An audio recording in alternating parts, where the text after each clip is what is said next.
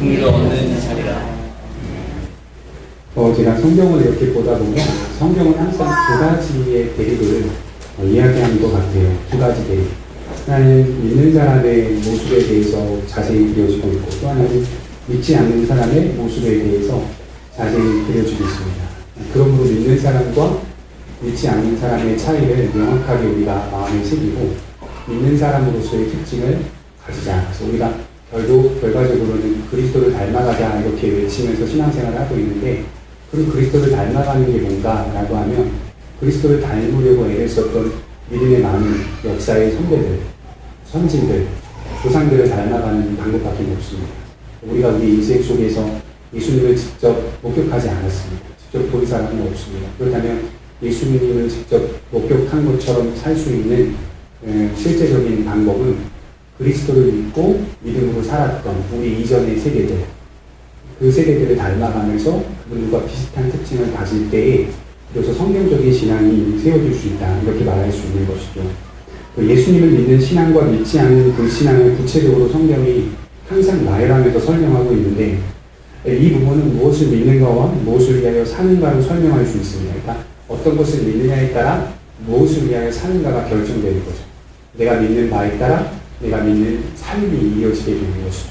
내가 돈을 믿는다면 돈을 위한 삶으로 이어지는 것이고, 내가 예수를 믿고 성경을 믿는다면 성경에 이야기하고 있는 내용의 삶으로 계속 가까이 접근하게 되는 거죠. 물론 완전할 수는 없지만 그래도 그 방향성은 놓을 수 없다는 거죠. 하나님의 백성들은 당연히 예수님을 믿는 믿음과 주님을 위하여 사는 삶이라는 목적의식을 갖습니다. 그러니까 성도에게 목적의식이 없을 수가 없어요. 그냥 될 대로 되라 이런 인생을 살 수 없고요. 성도는 다 목적의식을 갖습니다. 그게 예수를 믿는 믿음과 예수를 위하여 사는 삶이다, 이렇게 말하는 거죠. 그러나 세상 사람들은 주님이 아닌 자신을 믿는 믿음 또는 세상을 믿는 믿음 또는 세상을 위하여 사는 삶의 목적을 갖습니다. 이런 것들을 다 총칭해서 성경은 자기를 사랑하는 삶, 이렇게 말해요. 자기를 부인하지 않는 모습, 이렇게 얘기하죠. 더 나아가 우리가 이런 삶을 살아가는 과정 속에서 중간에 개입되는 게 있습니다. 뭐가 개입되냐면 우리 안에 있는 탐욕스러운 본성이 개입이 됩니다.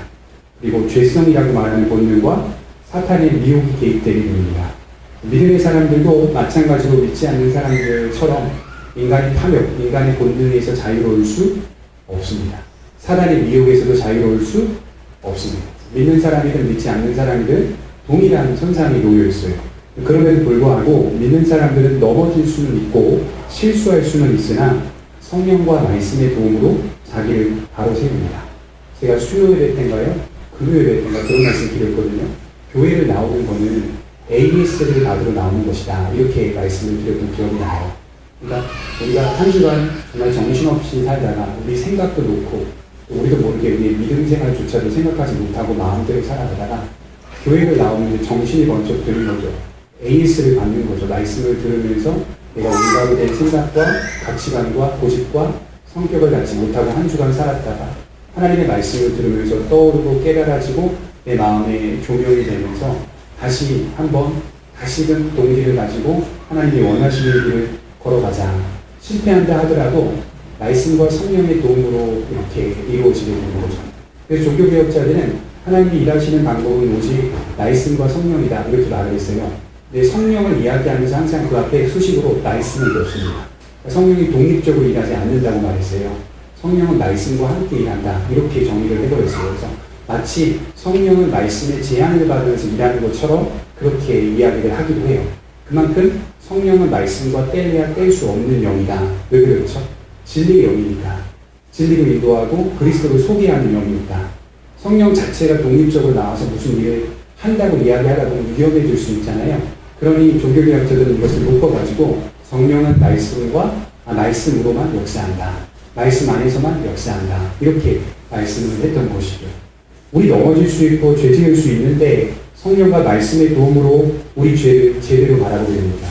죄의 본능과 사단의 여러 미혹들을 이겨내고 성령이 주시는 힘과 도움으로 믿음의 선한 싸움을 이루어갑니다.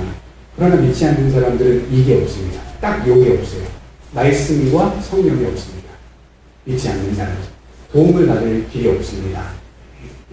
사람이 적어도 잘못된 길을 걸어가다가 일어서려면 성경이 가르친 대로 표현하는 어떤 신적인 능력이 주어져야 합니다. 신적인 도움이나 신적인 인도나 신적인 지도가 있어야 돼요. 세상 사람들은 현장, 똑똑하고 또 세상적으로 박식하고 박학다식한 사람들을 주변에 많이 두어도 결국 그들이 제시하는 길은 하나님 없는 길이고 절망의 길이고 멸망의 길이 밖에 될 수 없다는 사실을 우리가 성경을 통하여 알기 때문에 또 은혜가 있는 사람을 통하여 길이 제시되어야 한다는 거죠. 또는 성령의 도움과 인도하심과 말씀의 역사로 우리의 영혼이 변화되고 회복되는 것이 그것이 바른 길의 모습이다 이렇게 말할 수 있죠. 그러나 세상의 사람들은 그런 도움을 받을 수가 없습니다. 그들은 세상의 풍조에 따라 맞추어 간다는 특징을 가집니다. 그러니까 오늘 지금 시대에 돈이 중요하고 귀하다고 여긴다면 그들은 지금 물질을 따라 살아가는 부분에서 목숨을 걸겠죠. 그러나 다음 시대에 가게 되면 물질이 필요 없다라고 하여 어떤 명예가 중요하다고 하는 시대가 대두가 되면 뭘 붙잡겠습니까? 명예를 붙잡으려고 또 애를 씁니다. 그러니까 문화에 따라 세상 사람은 자꾸 변합니다. 그 풍조에 따라. 법도 마찬가지죠. 예전에는 동성애가 거론도 되지도 않았던 법인데 지금은 거론돼가지고 결국엔 대법원 판례로 바뀌잖아요. 그죠? 양심적 병역 거부라는 게 있을 수 있다. 뭐 이런 식으로 바뀌잖아요. 이런 법들은 예전에 보면 아예 거론도 안 됐어요. 법적인 용어로 각하라고 하는데요. 각하는 쳐다도 안 본다는 얘기예요. 그걸 의견대에 올리지도 않는다는 걸 각하라 그래요. 기각은 올리긴 하는데 다 반대해서 기각시킨다 이런 말이거든요. 지금은 다 올라와가지고 합의를 해가지고 결정을 내리는 시대가 된 거죠. 그러니까 문화의 흐름에 따라 어떤 것이 더 중요하고 그보다 더 중요한 것이 시대의 조류에 따라 바뀔 수 있다는 거예요. 세상 사람들은 이 바뀐 것에 따라 자꾸 자기들도 바뀌어가는 거예요. 유행에 따라 바뀌어가는 것처럼. 이게 세상 사람들의 특징이라고 말씀을 드릴 수 있습니다. 그러나 그리스도인은 항상 그 자리 아니겠어요? 말씀과 성령이 그 자리에 있기 때문에 말씀과 성령으로 말미암아 시대가 변하고 빠르게 무언가가 달라진다 하더라도 우리는 잘 변할 수가 없어요. 또 여전히 그 자리에 서 있는 거거든요. 예전 사람들도 마찬가지로 구약시대의 사람들도 마찬가지로 말씀 안에 그 자리에 원칙과 기준이 날마다 제시되어 있으니까 거기에 있는 거예요. 이스라엘 백성들이 아수르와 바벨론에게 포로로 잡혀가서 후에 이제 페르시아에게도 종노릇할 때 그때 이제 바사왕 페르시아왕 고레스가 이스라엘 백성들을 자기의 땅으로 보냅니다. 에스라서 느헤미야서 같은 데 보이면 알 수 있듯이 고향으로 보내요. 고향에 왔더니 땅들이 다 폐허가 된 거예요. 불에 타 있고 적군이 들어와서 마을들을 황폐하게 만들고 공사가 시작됩니다. 느헤미야, 학계, 에스라 이런 사람들 달라붙어서 이스라엘 백성들이 자꾸 공사를 열심히 하자라고 이렇게 주도적으로 일을 합니다. 수룹바벨 같은 사람들. 결국 그 성벽이 재건이 되고 마을이 형성이 되게 됩니다. 다 완성이 되고 나서 이스라엘 백성들을 모아놓고 에스라가 하나님의 말씀을 펴서 말씀을 선포합니다. 그랬더니 이스라엘 백성들이 막 우는 거예요. 펑펑 우는 거예요. 말씀을 들으면서. 하나님의 말씀이 자신들의 과거를 생각하게 만들었다는 거죠. 우리가 왜 이 지경까지 왔는가? 하나님을 버리고 약속의 말씀을 버리고 살았더니 하나님이 우리를 다 다른 속국의 종노릇하게끔 만드신 거 아니냐. 다시 우리가 정신을 차리고 말씀을 들었더니 은혜와 감동과 기쁨과 또 하나 회개의 역사가 일어나서 다시 바른 길을 걸어가도록 그 마음을 추스리게 되었다. 그 일을 누가 했다는 거죠? 말씀과 성령이 했다. 이렇게 말씀을 드릴 수 있는 거죠. 6절부터 보게 되면 대립되는 말씀들이 이어지고 있습니다. 성경에 기록되었을 때 보라 내가 택한 보배로운 모퉁이 돌을 시온에 두노니 그를 믿는 자는 부끄러움을 당하지 아니하리라. 그러므로 믿는 너희에게는 보배이나 믿지 아니하는 자에게는 건축자들이 버린 그 돌이 모퉁이의 머릿돌이 되고 서로 대립을 시키죠. 믿는 사람과 믿지 않는 사람을 대립시키면서 이야기합니다. 그러나 이 대립을 설명하기 전에 하나님의 하신 일을 먼저 성경이 알리고 있습니다. 그러니까 하나님께서 택한 보배로운 모퉁이 돌을 시온에 두셨다 이렇게 말하는데요. 칼빈은 여기서 말하는 모퉁이 돌이란 가옥과 가옥의 두 벽을 연결시키는 돌이라고 말했고 모든 건축물의 힘받이 역할을 하는 돌이다. 그러니까 모든 무게가 어디에 실려 있다고 말합니까? 모퉁이 돌에 실려 있다. 이렇게 칼빈은 해석했습니다. 어떤 화려한 인생이라도, 어떤 훌륭한 인생이라도, 어떤 강한 인생이라도 그가 예수를 믿고 있다면 그의 무게감이 어디에 실려 있어야 합니까? 예수님께 실려 있어요. 예수님께 95%, 나에게 5% 이렇게 안 된다는 거예요. 예수님께만 모든 것들이 힘받이가 된다. 다 무게가 실려 있다. 이게 그리스도인의 모습이고 백성의 모습이다. 이렇게 말할 수 있는 것입니다. 그래서 여기서 말하는 모퉁이 돌은 모든 건축물의 힘받이 역할을 하는 돌이고 이 돌 때문에 서로서로 연결시킬 수 있는 역할을 하는 것이다. 이렇게 얘기할 수 있죠. 예수님을 말하는 것이 분명합니다. 이 돌을 하나님이 어디에 두셨을까요? 어디에? 시온에 두셨다 이렇게 말씀을 하고 있죠. 시온이 뭘까요? 시온. 이스라엘 백성들이 시온사나 시오나 뭐 이런 시적 표현들이 나오는데 두 가지 의미가 있어요. 하나는 예루살렘을 말할 때 시온이라고 말합니다. 예루살렘. 하나님께 예배하고 제사하고 기도하는 곳, 하나님이 임하시는 곳, 임재하시는 곳, 대표적으로 예루살렘이잖아요. 그래서 십자군 전쟁 때 이스라엘이 다시 예루살렘을 탈환하려고 했던 이유가 시온이 거기가 있습니다. 시온이 거기 있습니다. 어떻게든 탈환을 하려고 했던 거거든요. 그러니까 이스라엘 백성들에게는 예루살렘이 그들의 인생 전체였어요. 그냥 전부예요. 생명과도 같은 곳이에요. 그러니까 예루살렘을 시온이라고 말하지만 실제 성경에서 말하는 시온은 물론 예루살렘이라는 장소적 의미도 있지만 또 하나는 하나님이 거하신 초소라는 의미가 있습니다. 시온. 하나님의 나라. 인간의 생애를 바치고 불림받아서 우리가 거하는 영원한 그 나라를 시온. 하나님이 임재하시는 곳, 하나님이 함께 하시는 곳을 시온이라고 합니다. 모든 신앙의 귀결점, 모든 신앙의 목표는 시온이다. 거기에 누구를 두셨다는 겁니까? 모퉁이돌 예수님을 두셨다는 거예요. 시온에 예수님이라고 하는 모퉁이돌을 두셨다. 이렇게 말씀을 하고 있는 것이죠. 패배할 수 없는 오직 승리와 영광과 기쁨이 있는 그 자리에 예수님의 돌, 예수님을 놓으셨다라고 강조하는 겁니다. 왜 이것을 강조하는지 가만히 생각해 보세요. 성도의 인생은 먼저 무엇과 무엇을 대립시키기 전에 주님의 승리를 담보하고 살아가는 것이 먼저다. 이걸 얘기하는 거예요. 하나님이 이루신 것이 먼저다. 누구와 누구와의 싸움과 누구와의 과정을 설명하기 전에 하나님이 시온에 두셨다. 예수님이라는 돌을 시온에 두셨다. 승리를 두셨다. 그것은 패배할 수 있는 여지가 없다. 승리는 그리스도인들에게 담보되어 있는 것이 아니냐라고 격려하고 위로하고 붙들어주면서 이 말씀을 대립시켜가고 있는 거죠. 우리가 믿는 대상이신 예수님은 오늘도 시온에 계십니다. 자연히 그를 믿는 자는 시온에, 우리도 마찬가지로 시온에 있는 겁니다. 시온의 거처를 찾는 겁니다. 그러니 부끄러움이 있을까요? 없을까요? 부끄러움이 없습니다. 당하지 않습니다. 지지 않는 싸움과 전쟁이라는 사실을 지금 베드로가 강조하고 있습니다. 제가 프린터기가 카트리지가 자꾸 고장이 나서 말썽이 자꾸 생겨서 조금 서운해가지고 회사에 전화를 걸었어요. 왜 이렇게 자주 말썽이 나냐고. 이런 식으로 자주 말썽이 나면 누가 이런 프린터를 쓰겠느냐. 누가 이렇게 무한 프린터라고 이렇게 같이 붙여가지고 판매하는데 무한이 뭡니까? 안 바꿔도 된다는 뜻 아니에요. 계속 쓸 수 있다는 말 아니겠어요? 자꾸 2달도 안 돼서 말썽이 생기고 부서지는데 그렇게 제가 이제 따지고 물었죠. 그다음 나중에 제가 이렇게 말했어요. 혹시 사장님 정품이 아니라 가짜를 사용하는 거 아닙니까? 정품이라고 말씀하셨지만 혹시 가짜 아닙니까? 조심스럽게 물었더니 막 소리를 치면서 1000% 정품이고 10,000% 정품입니다. 만일 저희가 가짜를 사용했다면 1000배, 10,000배 보상해 주겠습니다. 라고 말하며 믿어달라는 이야기를 강하게 강조하는 것입니다. 정말 믿어도 될까요? 많은 그 베드로 시대 때 성도들이 하나님 앞에 그렇게 물었던 거예요. 기도하면서. 하나님 정말 우리가 믿어도 됩니까? 우리가 정말 승리합니까? 하나님 정말 그 돌을 시온에 두신 것은 맞습니까? 그런데 왜 내 주변의 형제자매들은 죽어가고 있죠? 왜 저기 구덩이에 던져지고 있죠? 왜 사자밥이 되고 있죠? 왜 내 왕제의 수많은 핍박과 박해를 받고 있죠? 하나님 당신님께서 승리하게 하신다 그러지 않았습니까? 정말 내가 하나님의 말씀을 믿어도 되는 겁니까? 이렇게 지금 질문을 던지면서 베드로전서를 쓰고 있는 거예요. 사람들이 로마 왕제의 핍박으로 죽어나가고 공격을 받습니다. 자연스럽게 이제 내 차례가 되겠구나. 그런 마음 왜 없겠어요? 예수 믿고 살아가는 게 이렇게 힘든데 이제 내 차례가 되겠구나. 90대 딱 카타콤 같은 데 들어간 거예요. 돌 뚫어가지고 그 안에 동굴에 숨어있고 예배드리고 막 그렇게 살았던 사람들이 90대 사람들이거든요. 얼마나 마음에 회의감이 들겠습니까?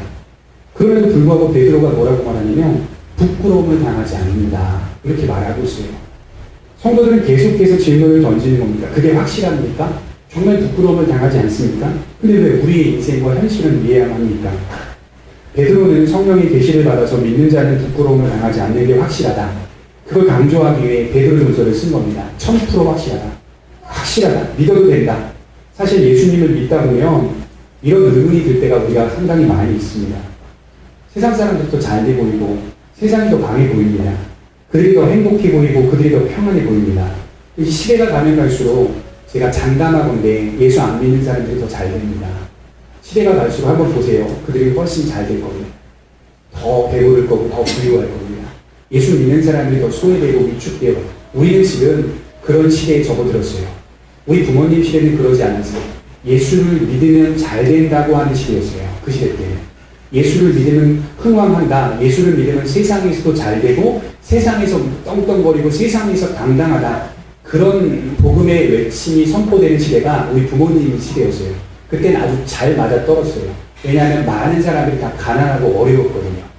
그 시대가 지나면서 정말 교회들이 건물도 세워주고 성도들도 가정적으로 사업적으로 안정을 누리는 성도들도 많이 일어났어요. 문제는 뭐냐? 복음 안에서 복음답게 살아가는 성도들에 대한 내용은 없어요. 다 세상에서 어떻게 좋은 위치와 높은 위치에서 세상에서 안정적으로 살아가느냐에 관심이 많았어요. 대부분 교회 나오는 이유도 다 그 목적을 가지고 나왔어요. 그런데 지금 시대를 접어들면서 이제 그런 것들이 세상 가운데 드러나지 않아요. 오히려 예수를 믿느냐 안 믿느냐의 고민이 막 생기기 시작해요. 이렇게 교회를 다녀야 되냐? 이렇게 고난을 받으면 교회를 다녀야 되나? 세상에 나가서 예전에는 그래도 교회 다니는 사람이라고 하면 그나마 인정해줬는데 이제는 교회 다니는 사람입니다 라고 말하면 쳐다도 안 봐요. 조롱하고 가볍게 여기죠. 오래전보다 지금이 훨씬 더 심해진 시대가 맞습니다. 맞아요. 그리고 신앙생활 한다는 것에 대해서 손해를 보는 일들이 더 많아요. 주일날 일하는 직장은 태반이고 주일날 문 열어야 먹고 살 수 있다는 사업장도 태반입니다. 이런 시대 속에서 우리가 어떻게 하나님을 섬기며 살아가는가 고민해 볼 필요가 있는 것이죠. 갈수록 하나님은 이제 무슨 일을 하냐면 어부가 그물을 탁 쳐요. 모든 물고기가 다 건지는 시대가 1980년, 1990년대였다면 지금 2000년대는 다 물고기를 거둔 다음에 하나님이 필요 없는 물고기들을 빼내는 역할을 하는 거예요. 이제 그 시대에 접어들고 있습니다. 우리만 그러느냐? 영국과 독일과 미국 시대의 그 서적들, 도서들을 제가 신학 서적들을 보게 되면 현재 영국과 미국, 독일 다 그 일들이 일어나고 있대요. 진짜 성도는 남아있어요. 교회가 건물이 한 500명, 600명 정도까지 사서 예배드릴 수 있는 공간인데 15명 앉아있고 20명 앉아있고 누구지 봤더니 영국에서 지금 목회한 목사님 말씀인데요. 누구지 봤더니 할머니, 할아버지예요. 그 시대 때부터 정말 믿음이 중요하다고 말하면서 전수됐던 그 부모님 세대들, 끝까지 목숨 걸고 믿음 생활하려고 했던 그 세대들은 남아있는데 그 세대 밑에 세대들에게 복음과 믿음이 전수가 안 돼요. 그만큼 엄청난 시대 속에 우리가 살아가고 있는 거예요. 텅텅 비죠. 신앙에 대한 궁금함도 없고 진리에 대한 찾음도 없고 갈급함도 없습니다. 그런 어려운 시대 속에서 우리가 살아가고 있습니다. 혼란이 생깁니다. 가장 강하고 위대하신 창조자, 구원자, 심판자 하나님을 믿는 것이 맞나? 연약한 우리 안에 이러한 갈등이 생기는 것이 맞습니다. 그나마 의학이 발달되기 전에는 하나님께 병 고쳐달라고 나와서 병 고쳐달라고 기도하고 목회자들의 안수기도 받으려고 머리 밀고 막 그랬던 시대가 되게 많았잖아요. 의학이 발달하니까 이제 나는 실비보험도 들었으니까 또 여러 가지 병 잘 고치는 의사도 많다고 하니까 대학병원들도 줄줄이 막 생기니까 교회 나올 필요가 없어요. 신앙이 있을 필요가 없죠. 다 거기서 해결해주고 거기서 다 인도해줍니다. 병원은 필요하고 중요하고 또 소중한 것이 맞지만 그럼에도 불구하고 우리의 신앙을 지켜가며 그것을 이용하는 것이 맞잖아요. 사회적으로 모든 것들이 다 편안하고 안락하게 발달되어 있다 보니까 신앙의 필요성을 많이 느끼지 못하게 되는 겁니다. 더 나아가 사람들은 쾌락과 기쁨을 즐기기 때문에 그것을 더 추구하고 쫓아가게 되고 그런 것이 더 좋아 보이는 것이 맞습니다. 베드로 사도가 베드로전서를 쓰는 상황에도 그런 성도들이 많이 있었습니다. 네로가 박해할 때 여러 가지 박해의 방법들을 제시했죠. 교회사학자들을 이렇게 책들에서 보게 되면요. 로마 시대, 로마의 나라의 정치인들이 얼마나 똑똑했냐면 교회를 다니지 않는 것을 교회를 부인하면 세금을 깎아준다거나 곡식을 준다거나 이런 일도 비일비재했어요. 주님을 부인하는 이런 일들, 혜택을 주고 하는 이런 일들. 그 일이 어디 기록되어 있냐면 요한계시록에 보면 우리가 잘 아는 666표 아시죠? 매매를 못하게 하고 매매를 하게 하는 거. 그 표를 받았으면 그 표를 받으면 매매하게 하고 그 표를 받지 않으면 매매하지 못하게 하는 거. 그 로마 시대의 상황들을 그대로 그려가지고 요한이 성령의 감독으로 그 글을 쓰고 있는 거거든요. 예수를 안 믿으면 혜택을 받는다. 예수를 안 믿으면 좋은 자리에 올라선다라고 하니까 난 예수 믿는 사람이 아니다. 이렇게 부인하는 일이 비일비재하게 되는 것이죠. 그러나 베드로는 말합니다. 인내하고 지켜가면 끝내는 성도가 승리하게 될 것이다. 아주 평범한 진리이지만 예수님의 머릿돌이 시온의 거처를 삼고 있기 때문이다. 주님 시온이 계신다. 이렇게 말하는 거죠. 우리가 믿는 믿음이 어떤 믿음일까요? 두 가지로 말할 수 있는데 하나님 성령이 우리 안에 역사하여 주신 믿음입니다. 꼭 기억하셨으면 좋겠습니다. 믿음은 성령이 주셔야 믿음이 되는 거예요. 내가 믿고자 애를 쓰는 것도 믿음이 되지만 내가 믿고자 애를 써서 그리스도를 영접했다고 하더라도 내가 선택하고 결정하여 이 자리에 나왔다 하더라도 결국 내 믿음은 성령이 역사하여만 진짜 믿음이 될 수 있어요. 그걸 확신과 고백이라고 말하는데요. 여러분들이 그리스도가 나의 구세주고 구속자라는 확신이 있으십니까? 그러면 내가 믿었다 하더라도 내가 결정한 거야 이렇게 말할 수 없어요. 믿음이라는 것은 본래 이성적이지 않고 초월적이고 신비한 것이기 때문에 하나님이 주셔야만 믿어지는 겁니다. 마음에. 하나님이 주셔야만. 고린도전서 12장 3절에 보면 그러므로 내가 너희에게 알리노니 하나님이 영으로 말하는 자는 누구든지 예수를 저주할 자라 하지 아니하고 성령이 아니하고서는 누구든지 예수를 나의 주님이라고 말할 수 없다. 이렇게 말하거든요. 성령이 역사하지 아니하고서는 예수를 나의 주님이라고 말할 수 없다. 그래서 취소가 안 되는 거예요. 하나님이 믿음을 주셨으니까 취소시킬 수가 없죠. 인간이 아니시거든요. 그러면 하나님이 주셨으니까 그 믿음을 어떤 고난도 환난도 끝까지 지켜갈 수밖에 없어요. 또 하나 우리가 가진 믿음이 뭘까요? 역사적 믿음입니다. 역사적 믿음. 믿음은 뜬구름 잡는 것이 믿음이 아니에요. 우리가 믿는 예수님은 역사 속에 들어오셔서 역사적 사건과 상황과 역사적 업적을 이루신 분이라는 것이죠. 베드로가 베드로전서와 후서를 쓰면서 왜 이렇게 강하게 강조하냐면요. 보았기 때문입니다. 만졌기 때문입니다. 직접 들었기 때문입니다. 직접 목격했기 때문입니다. 예수님을 따라다니면서 말씀의 가르침을 들었고 표적과 이사와 여러 가지 상황들을 경험했잖아요. 경험하고 예수님이 죽었어요. 죽고 나서 3일 만에 부활하여 베드로가 한탄하면서 갈릴리 바다, 디베라 바다 건너 그 바닷가에서 한탄하면서 회의감을 가지고 후회하고 반성한 이웃이 그렇게 걷고 있을 때 예수님이 나타나셨어요. 부활하셔서. 나타나셨어요. 내 양을 치라, 내 양을 먹이라, 내 양을 치라. 베드로가 그래 주님을 사랑하는지 주님께서 내 마음 아십니다. 그 고백하잖아요. 부활하신 예수님도 목격했죠. 부활하기 전에 예수님도 보았죠. 그리고 주님이 승천하시는 하늘로 올라가시는 장면도 직접 목격했습니다. 그 목격한 사람이 증거한 게 복음이라고요. 증인들이 증거하여 전수되어져 내려온 것이 우리가 가진 믿음입니다. 믿음은 반드시 역사적 믿음이어야만 합니다. 구원은 역사적으로만 받는 거예요. 독일의 유명한 학자 중에 칼바르트나 본헤퍼나 뭐 이런 자유주의 신학자들은 그렇지 않다. 굳이 역사적인 믿음이 뭐가 필요하냐. 내 마음에 믿어지면 되지. 감동이 있으면 되지. 느낌이 있으면 되지. 그게 믿음이다. 이렇게 말을 했어요. 독일의 신학자들은. 그게 과연 구원이 이루어질 수 있는 것인가? 아니에요. 십자가 사건은 역사적 사건입니다. 그 사건을 믿어야만 내가 구원받는 거예요. 여러분 슈바이처 아시죠? 슈바이처 박사도 예수님을 그렇게 믿지 않았거든요. 역사적 사건으로 믿지 않았어요. 어떤 한 미친 청년이 십자가에 달려 내가 예수다라고 죽은 것을 믿었다고요. 메시아 사상을 가지고. 이런 것이 믿음이 아니라는 거예요. 우리는 정말 예수님께서 직접 이 땅에 내려오셔서 하나님이신 그분이 내려오셔서 십자가에 달려 죽으시고 부활하시고 승천하신 것을 목격하고 만졌고 들었던 보았던 사도들로부터 전수된 믿음이다. 그래서 우리가 구원을 받는 겁니다. 그게 역사적 믿음입니다. 그래서 우리의 믿음은 너무나 중요한 겁니다. 그렇다면 우리 현실 앞에 놓여진 이 세상이 이길 것만 같은 이 형편을 어떻게 우리가 이해해야 할까요? 8절에 보면 또한 부딪히는 돌과 걸려 넘어지게 하는 바위가 되었다 하였느니라. 그들의 말씀을 순종하지 아니함으로 넘어지나니 이는 그들을 이렇게 정하신 것이다. 참되게 믿는 자와 믿지 않는 자를 구별해내시는 하나님의 지혜라고 믿습니다. 우리가 믿는 믿음과 믿는 삶은 세상의 형편에 맞추어져 있지 않고 오시는 분을 기다리는 재림과 구원에 맞추어져 있습니다. 물론 예수님을 믿음으로 복을 받아 형편이 좋아질 수 있습니다. 그러나 그것이 믿음의 초점이 아니라 언제나 믿음은 구원에 맞추어져 있음을 말씀합니다.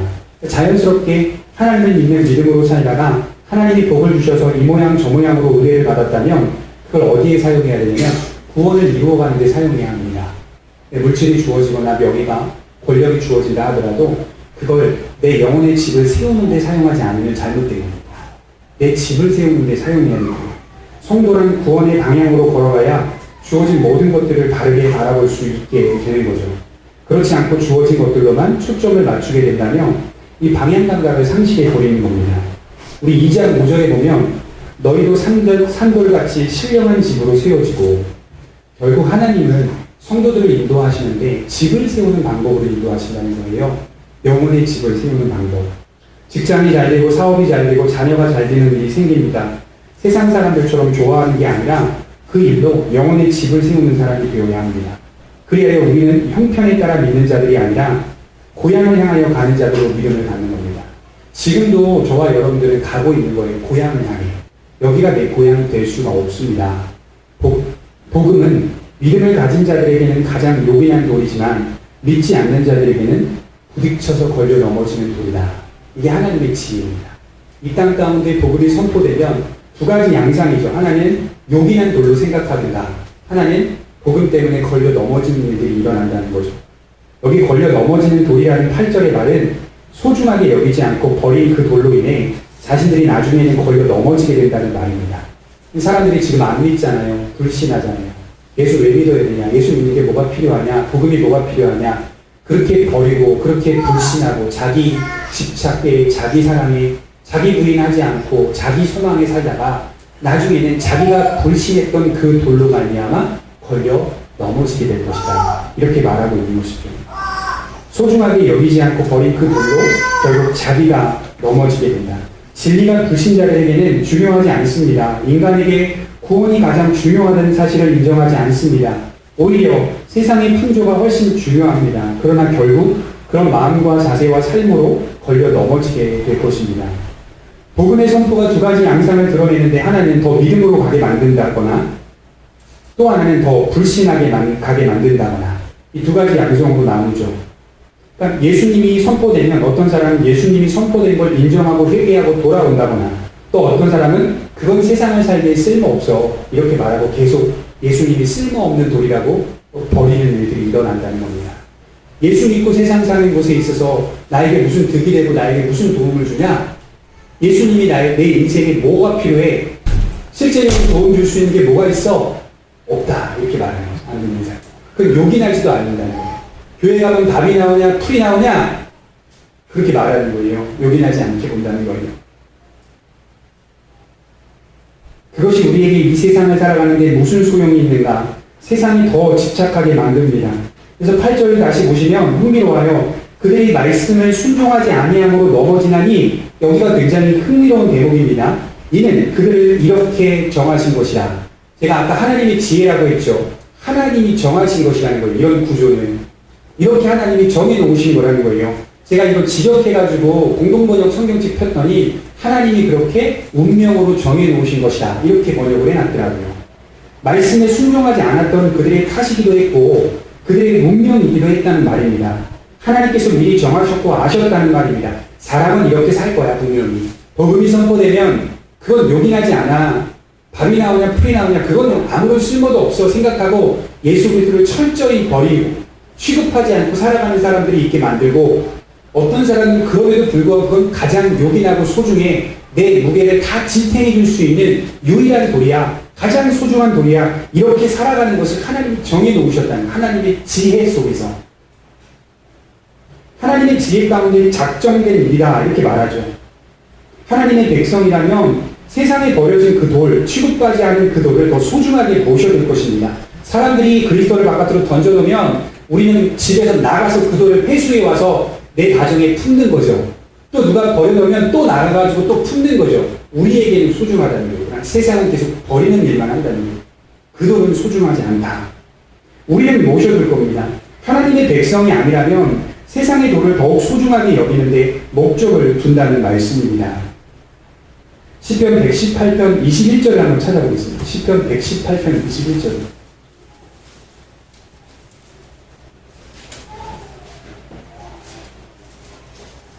시편 118편 21절부터 23절입니다.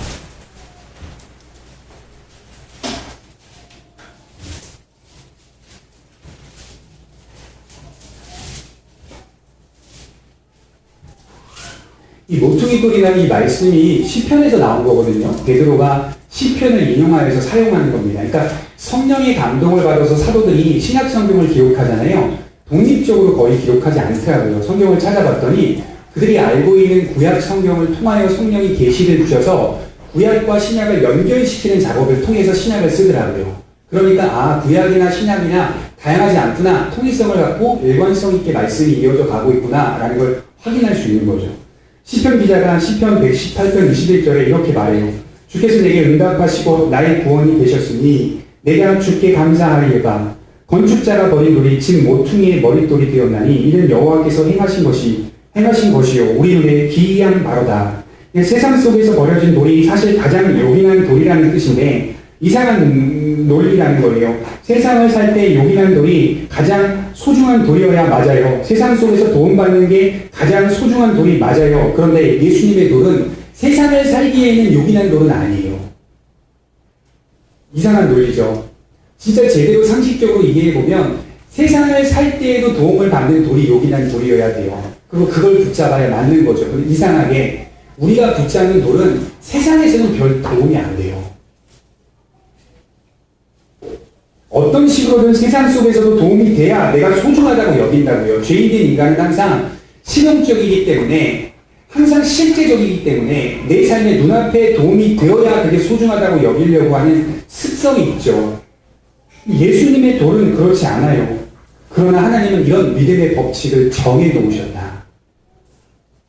세상에서는 버려진 취급을 당하지만 믿음의 눈으로 보면 가장 소중한 돌이라고 말하는 건데요. 23절에 보면 이런 일들이, 여호와께서 행하신 일들이 우리 눈에 어떻다는 거죠? 기이한 바로다. 이게 히브리어로 보면 경이롭고 어렵다 이런 뜻이에요. 이런 구원의 방식 너무 어렵다는 거예요. 이렇게 구원받는 게 너무 진짜 어려운 겁니다. 그러니까 제가 한 사람이 믿음으로 돌아오는 게요, 이게 어마어마한 일인 거예요. 그래서 예수님이 한 영혼이 천하보다 귀하다 이렇게 말씀하신 거예요. 이건 하나님께서 역사하셔야만 일어날 수 있는 기적이거든요. 물 위로 사람이 걷는 게 기적입니까? 믿음을 갖는 게 기적입니까? 믿음을 갖는 게 기적이에요. 성경대로 표현하면. 죽었다가 살아나는 게 기적입니까? 믿음을 갖는 게 기적입니까? 믿음을 갖는 게 기적이에요. 예. 유두고가 창가에서 설교 듣다가 떨어져가지고 죽었는데 바울이 가서 기도했더니 살아나잖아요. 그것도 기적이긴 한데 바울이 선포한 복음의 메시지를 자세히 들여다보니 죄인이 돌아와 영생을 얻는 게 더 큰 기적이다 이렇게 말하는 거죠. 진짜 기적이 예수를 믿는 게 기적이에요. 지금 믿고 이 자리에 앉아서 말씀을 들으면서 내 마음에 맞다, 그렇다, 그래야지 라는 마음이 든다면 기적이 일어나는 거예요. 우리 마음에. 기적이 지금 일어나고 있는 거예요. 천하보다 큰 하나님의 손길이 우리 안에 들어온 겁니다. 어거스틴은 우주가 들어왔다 이렇게 표현해버렸어요. 우주가. 엄청난 일이 우리 안에 들어와 있는 거예요. 그래서 시편 기자는 우리 눈에 너무 기이하다, 파라 이렇게 쓰는 거예요. 경이롭고 어렵다, 파라. 그래서 우리가 해야 할 건 뭐냐? 송명일 뿐이다. 송명. 하나님을 찬송하고 내가 믿고 있는 이 마음 그대로 변치 않고 하나님 의지하고 기대며 사는 것. 우리가 해야 할 것은 파라. 경이롭고 어려운 이런 구원의 법칙 속에 있는 인생이라 하더라도 내 안에 믿음 주셔서 내가 여호와를 고백하고 여호와는 나의 힘이요 나의 요새시요 나의 방패시요 나의 구원의 반석이다 이렇게 고백할 수 있는 내 자신이 얼마나 감사한지 우리가 알 수 있는 것은 찬송하는 것뿐이다 이렇게 말하는 거죠.